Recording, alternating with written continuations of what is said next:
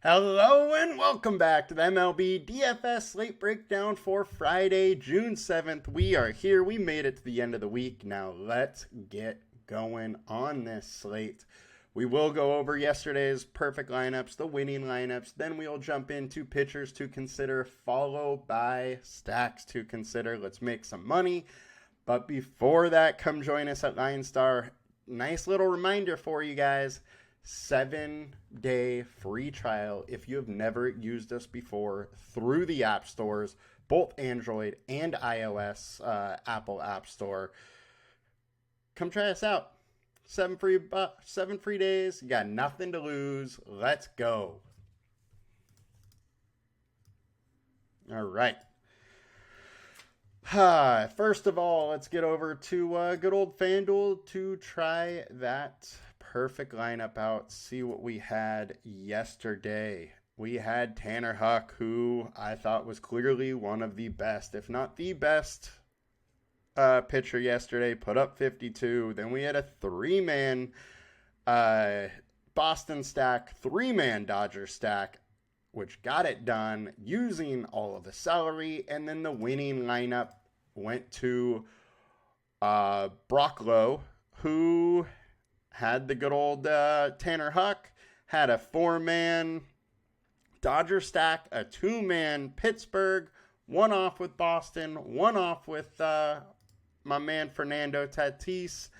And all in all, congrats. You won $15K. You beat 9,259 other people with 258 lineup. Let's get into DraftKings now. All right, so we had Hunter Green, we had Tanner Houck, we had a four-man Boston stack, two-man Dodgers, and then the winning lineup was Yahoo, and they had Tanner Houck, Javier Assad, which is surprising because Assad gave up 5 earned runs and only had 10.75 points, but he just knocked it out of the park with hitters.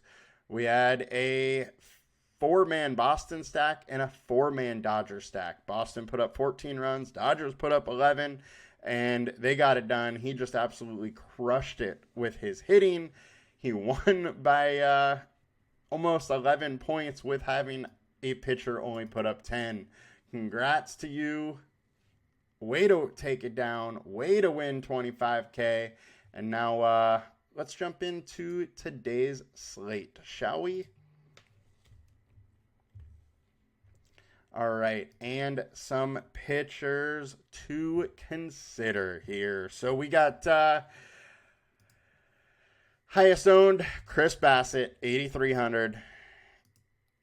I'm not going to lie, I like this spot for him. I think pitching ownership is going to be pretty spread out today. There's a lot of guys that we can consider and that we should kind of like today, and Bassett is absolutely one of them. We have him at 2.5x.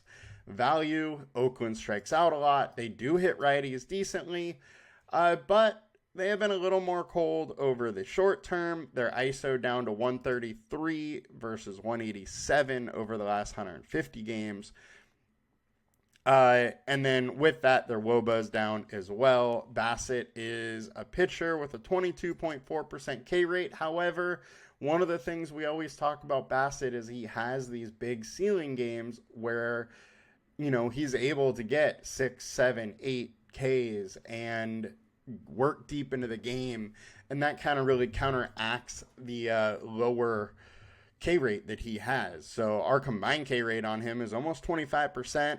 I think it's in a great spot versus the A's here. Now, A's can hit righties hard, so just know that. But I am intrigued in that spot. Yamamoto is next. I am actually, frankly, kind of surprised that he is this high owned. He's a great pitcher, don't get me wrong, and I think he's actually due to some positive regression. He is, 3.77 ERA over his last 5, 2.83 FIP. He has probably been pitching a little bit better than the numbers show lately. But he has been allowing a lot of hard contact. The weather is warm. Winds are blowing out to center at 12 miles an hour. A lot of things in the favor of the Yankees in this matchup. And I don't love paying up for Yamamoto when he's 1.9x and versus a very, very tough Yankees lineup. Look, he is a good enough pitcher where he could absolutely torch them, but at high ownership and with how many other pitchers are there, I don't feel the need to get to Yamamoto today. I'm not saying fade him. I'm not totally fading him, but I'm not going to have a ton, I don't think. Next, Michael King, 8K, 2.6x. King has just a gigantic ceiling. 10Ks, 7.2 innings, 11Ks, 7 innings when he's on. He can easily get 30 plus, and at 8K, it's super intriguing versus a Diamondbacks team that not great versus righties. Low ISO, low WOBA. King has a big time strikeout upside, 25.5% combined K rate at 8K. I'm in. I like King today. Next, we got Garrett Crochet. I do have to say that I'm a bit intrigued by him. One, Boston's not good versus lefties. They strike out a lot versus lefties also. He has a huge K rate, 35.7% K rate over his last 5 starts is wild. The combined K rate, 30.5. Very, very intrigued to go to some Crochet today. I do have to bring up the fact that it is like 12-mile-an-hour winds blowing out or something like that at the Chicago White Sox stadium there. So winds aren't in his favor here, but he does rely on getting ground balls and striking guys out. So if Boston's missing the ball, he's going to have a good day, and we have him at 2.x. I think there's big time upside in that spot, so I'm definitely interested in him. I'm also interested in some Lance Lynn. We got the horrible Rockies lineup. Lance Lynn's been pitching well lately, 3.61 FIP, 21% K rate. At 7.4K, we got a 22.5% combined K rate. I'm definitely intrigued by some Lance Lynn at home versus a team that likes to strike out and, frankly, doesn't hit the ball very well away from Coors. Framber Valdez, he's cheap enough, and we know he has a history of very good play. So for that reason, I'm intrigued a little bit. This Angels offense also has been sputtering a little bit lately, so I'm fine with them. Michael Lorenzen, I don't love the spot. Don't mind if you want to go there. Justin Steele in Cincinnati. This is another spot like yesterday where the winds are blowing out. It is warmer temperature. Steele generally has been good at keeping the ball down, but lately 42% fly balls. Now, he is allowing a low hard contact rate, but this is a stadium you don't want fly balls in, and if he's letting that ball get up, Cincinnati can definitely take advantage of him in this spot. Now, he is only 7.2K. His last outing versus Cincinnati was a super, super wet game, and I would expect him to bounce back a little bit like he did versus Milwaukee. Maybe not have 7 innings, 8 Ks, but I would expect a decent outing out of him. Got to give him a little bit of a pass for that last one in Cincinnati with the weather, but slightly intrigued, wouldn't go overboard. Definitely willing to have a little bit. I think Nick Lodolo's likely to have a rough day. And then I'm very interested in Logan Webb. Yeah, he is in a tough spot versus the Rangers, but 2.52 FIP, 2.8 over the last 20. The K rate is a little low, but he's only 7.7K, and it's a guy that can easily go 7 innings and put together another, 5, 6 Ks, something like that. Keeps the ball down. He's allowing a lot of hard contact right now, but he can absolutely get the best of this Rangers team. But it is, a little bit of a risky one. Also, don't mind going to Bryce Miller, although I do have to point out that he is averaging 47% less fantasy points away. I think it is a little bit of a rough spot for him with that versus a decent Royals team, and away, but slightly intrigued because he can be very efficient, work deep into games, and get some Ks. Next, Brandon Paft, I think, is going overlooked a little bit. 2.1x value. He's been super good. 3.04 FIP over his last 20, 2.94 over his last 5, with a 3.94 ERA. So I think he's been pitching better than that states. And who has he faced his last 5? Baltimore, Cincinnati, the Dodgers, the Rangers, and the Mets. 5 pretty good offenses here. And while he's not facing an offense with a huge upside, striking out only 15.7% versus righties, I am a little intrigued by Paft. I think he can work deep into this game. I think he can get some strikeouts. And with nobody going there, I think there's at least a path. This Padre offense just has not been putting it together. They haven't been putting hits together when it matters, and it's been showing. They've lost, 4 straight, something like that. So interested in some path there.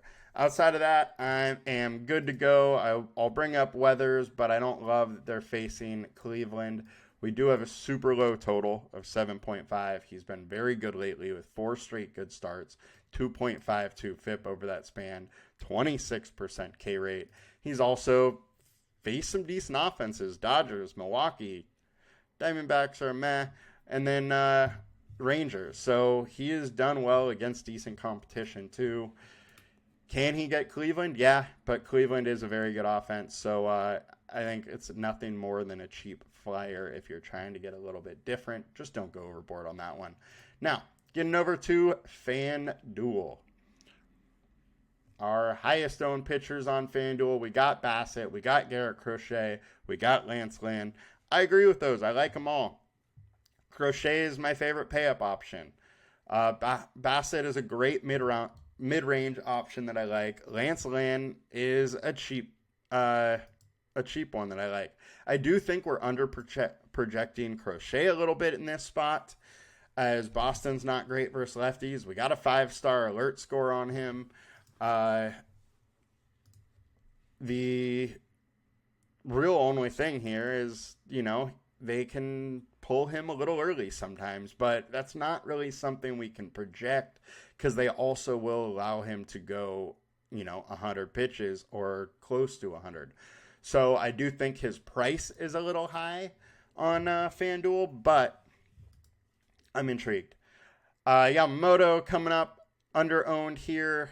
I still don't love it, but I'm fine with getting a little bit. Michael King, even at 9.5K, he's low-owned on FanDuel. I am intrigued about, as well as Logan Webb.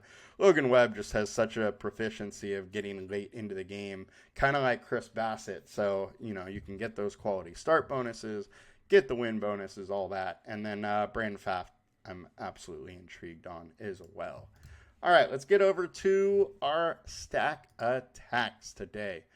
So we will start on the high ceiling because that's where we left off yesterday. Do want to bring attention to the game scores. This Dodger-Yankee one, total of 9. Cubs-Cincinnati, 8.5.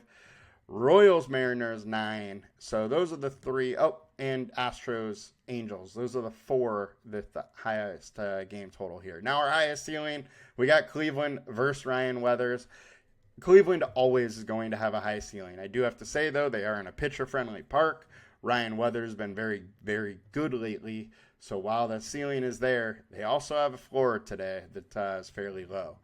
Let's get into the highest projected. Also, Yankees are coming up on highest ceiling versus Yamamoto. And I do have to remind you that there is nice hitting weather in Yankee Stadium today.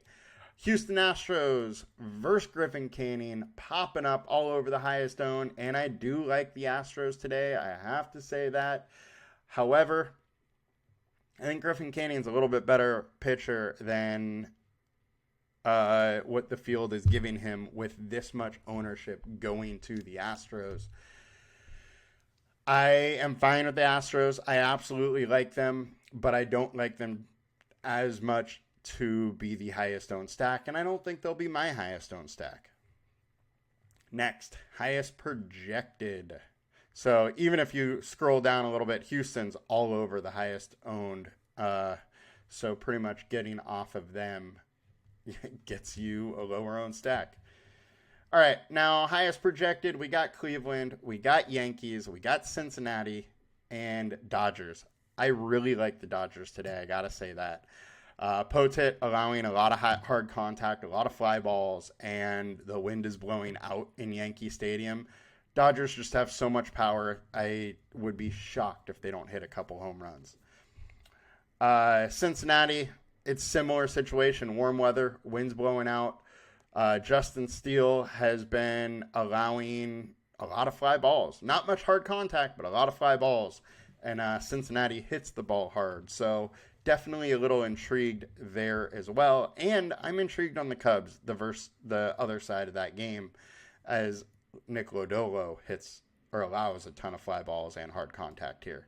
Houston popping up a little bit as well here. And our top value stacks.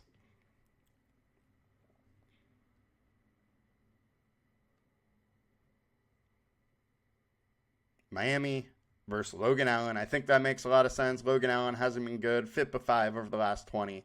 FIP of 5.78 over the last 5. The only downside, it's in that Miami ballpark, which, just isn't great. And they only have an implied total of 4. But they are cheap, and they can put some stuff together. Giants are also popping up against Michael Lorenzen, who's been decent lately. 3.7 FIP over his last 5. But a 5.25 over his last 20. So there's definitely room to get him blown up a little bit. I have to say, though it is my normal San Francisco Giants disclaimer, it's very hard to stack them. I'm always fine with small stacks, but big ones scare me just because they platoon guys so much and play advantages. The Cardinals are popping up. Glad they are, too, because they're definitely one of the teams I wanted to talk about. They are hitting the ball a lot better lately. Gomber's not that good. That bullpen is even worse. So definitely intrigued by some Cardinals where the weather's pushing, 90 degrees. They are solid minus 184 favorites. The implied total 4.5. Very intrigued to go there with them. And last, let's hit FIP, and then we will go with the good old teams. Lance Lynn with the highest last 20 FIP. Now, he has a 3.61 over the last 5. So he's figured something out recently. That 5.9 is there. He is kind of boom or bust. So, or his average is kind of like meh. I like him as a pitcher. He can always get hit. I don't mind having a little Colorado. I just don't love it. I just don't like that offense very much at all. Now, highest implied totals. Dodger 4.9. Seattle 4.8. We didn't talk about Seattle at all, but they have the second highest implied total. Daniel Lynch is allowing a very high average exit velocity. The bullpen hasn't been that great. I would say Seattle's pretty interesting there. Houston, 4.7, highest owned stack for good reason. The bullpen of the Angels isn't great. Griffin Canyon's allowing a lot of hard contact. Next, Cincinnati at 4.6. St. Louis, 4.5. Toronto, 4.4. Boston, 4.3. White Sox, 4.3. White Sox have been hitting okay lately. They did get shut out yesterday, but wind is in their favor at least today, so a little bit of interest there. Yankees popping up versus Yamamoto a bit. And then I got to shout out the Cubs a little bit. Nick Lodolo has been good. 3.9 FIP. 4.27 over the last 20. However, he's way worse at home. He allows a ton of fly balls, and he has a high average exit velocity. So all of that coming together versus this Cubs team is a little bit dangerous. The winds are blowing out. It's warm weather. I think they should be a little bit higher owned, and I think their implied run total should be a little bit higher than it is. But who am I to suggest Vegas doesn't know what it's doing, because they obviously do. All in all, guys, have a good one. Let's make some money. Good luck. Wish you guys the best. We will see you next week. And as always, please like, comment, and subscribe. Helps a ton. Peace.